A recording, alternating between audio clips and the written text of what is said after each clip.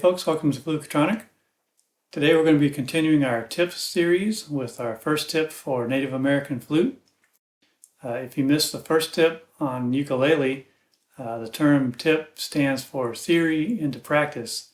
And before you get scared off, just wanted to let you know we'll be taking very small bites of music theory, so don't get scared off. The point here is to just take a little bit of theory and apply it to your practice so that you'll just have more fun playing your Native American flute or whatever instrument you're playing, and just build on the knowledge that you already have. So we'll be taking small bites and just a little bit at a time. Okay, so our first tip today is the same topic that we did for ukulele, and it's called Thinking in C. And what I want you to think about is this idea of transposing instruments. Because Native American flute, as you probably know, comes in every key, but for the most part, they're all in, at least the modern flutes, are in a pentatonic minor scale.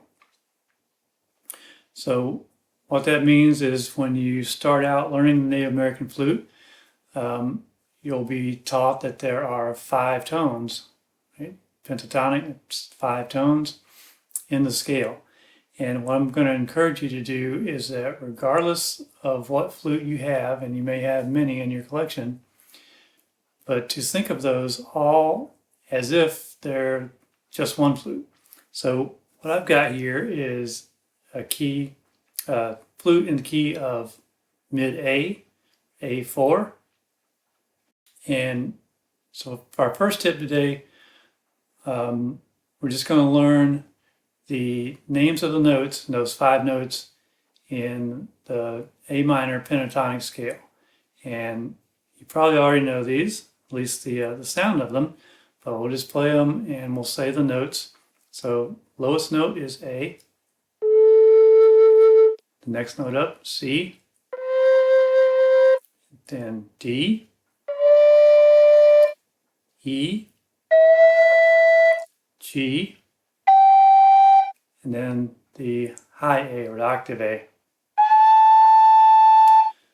So those 5 notes form the basis of Native American flute music, at least at the beginner level. And as we go along in these tip series, we'll be adding more and more to that to broaden your palette, give you more tools to work with. But we'll just start with that. So again, the notes are A, C, D, E, G, and A. So we titled this tip Thinking in C. So why are we using an A flute? Well, we'll get into that a little bit more in some other tips coming up. So for today, I just want you to recognize that that second hole is where the C note is. So the way I think of Native American flutes is, regardless of what flute I'm holding, there's my C note. So when I'm reading music or even just improvising, I'm thinking in terms of that's my C note and everything else is based around that. So that's pretty much it. I mean, whatever flute you've got, whether it's a low C or a mid E or a high C sharp, whatever, I pretend that it's one of these, an A flute with the C in the second hole. So I would encourage you to start thinking that way. And if you do, it's going to give you a basis for hanging all kinds of other little theory tips on top of. So in future tips, we'll be looking at some of those things and going into more depth about, why I chose the A flute as my C instrument. But that's all for today. So thanks for watching. I'll catch you next time on Fluketronic.